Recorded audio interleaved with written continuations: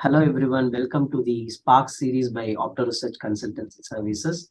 It is a podcast focused on getting insights and experiences from experts in the field of eye and vision care. And we have Dr. Sarika Gopalakrishanan, who is currently a postdoctoral research fellow at the Envision Research Institute, USA. Thank you very much for joining us, Dr. Sarika. Thank you. To start with, I'll put it a very simple question. What inspired your research career and what are the rewarding aspects that you have experienced so far? Thank you, Dr. Gopinath. So proud to see you and all the initiatives taken from ORCS. My hearty congratulations for the first year anniversary. So let me go back to the question. So yeah, I would always say, like, as a early researcher or being a pioneer in the field of research, initially, what I had as an ambition is to help visually challenged people. So everyone knows that I started my career as a clinician. So I was like not a hardcore researcher. So I just wanted to help my best to people with low vision. So that is when I initiated low vision services and also low vision rehabilitation services in Chennai, Shankaranatralaya, India. So later, realized only when you push and start telling about what you're doing, the world, people will get to know what you're doing, and they will also learn a lot from you. So I always used to say everyone in the world that I have one of the cleanest, richest clinical experience in the world.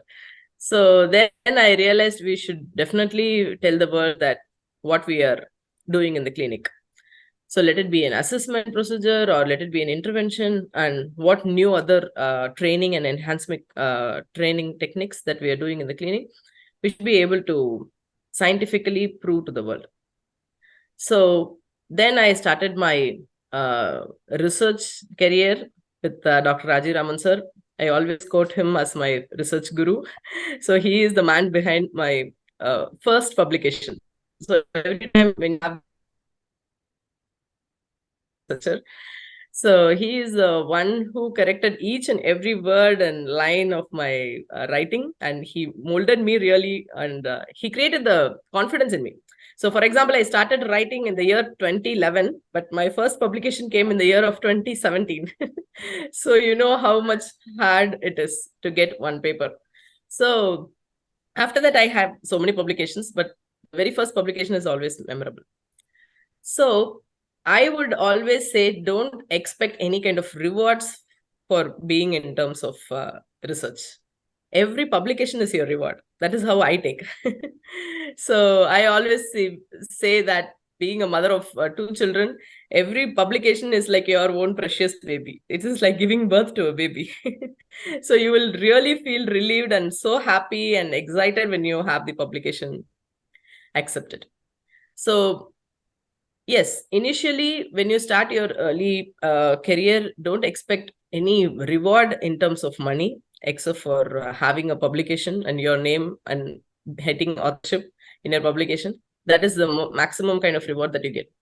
In the future, yes, you should definitely write for grants and proposals, and you should have independent grants for you to do what you want to do.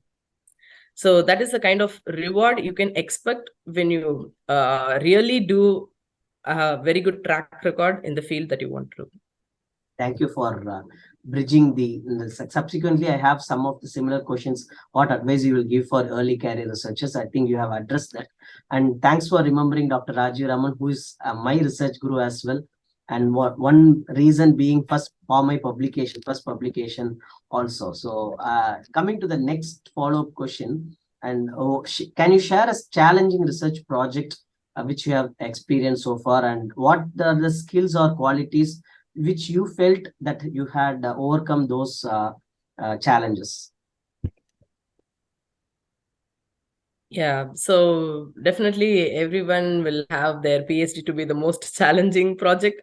And I had it even more challenging because like I planned for doing my PhD on microperimetry, but suddenly the machine stopped working. So I had to change the whole topic to a different one and a new one. So when we were discussing again with Dr. Rajiv Raman, he is my PhD mentor. So he said something very new and special, virtual reality. So many would have not even heard about that word when I started. Even I didn't hear that before in the term of low vision rehabilitation. So again, he is the person who will always bring something from the sky to your hand. I always quote him like that. So he is capable of doing that. So without him, definitely it is not possible. I had so many challenges when I had to design my virtual reality experiment in a headset, Samsung Gear headset and Oculus Rift headset. So I had both virtual reality and augmented reality experience in my PhD.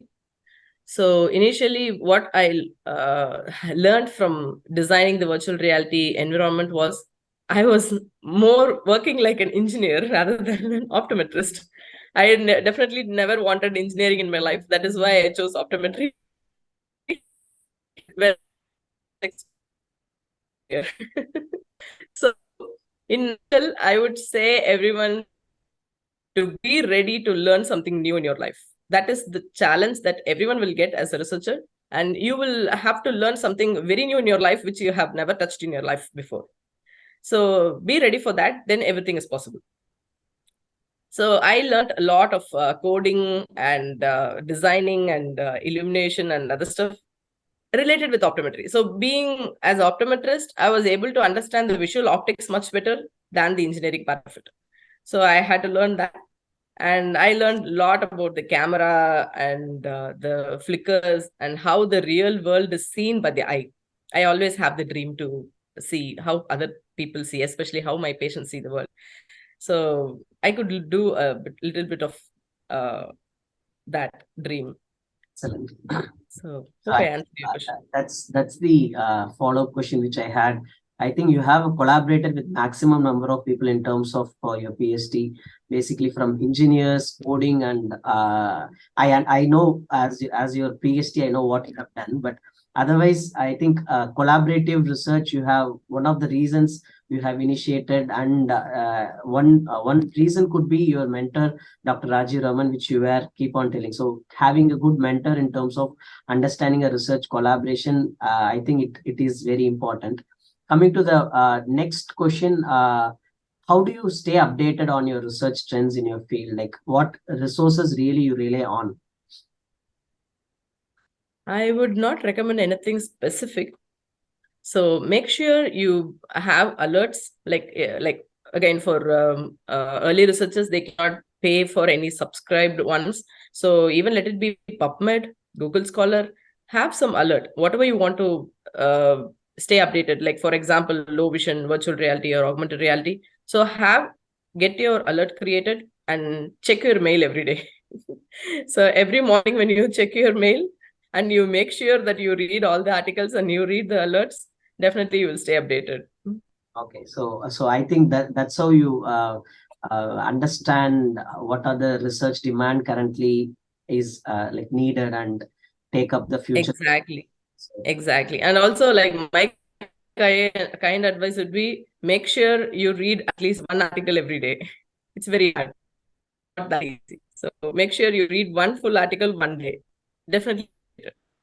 So yeah, I my last question would be like, how do you really balance the research demands with your personal life and well-being? Yeah, I really wanted to show this. I have taken so many this my target. Like, I don't know if you can see it clearly. I read it somewhere. I always make a checklist, not only for every day, for every hour.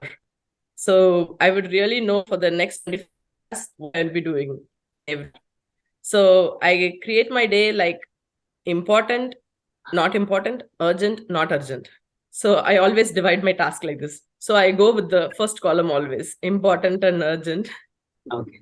So that's excellent tip, which I will also follow for my future days, I think. So thank you very much, Dr. Sarika, for sharing your perspective and research knowledge. I hope this conversation has ignited a little spark within all the listeners who are listening to this.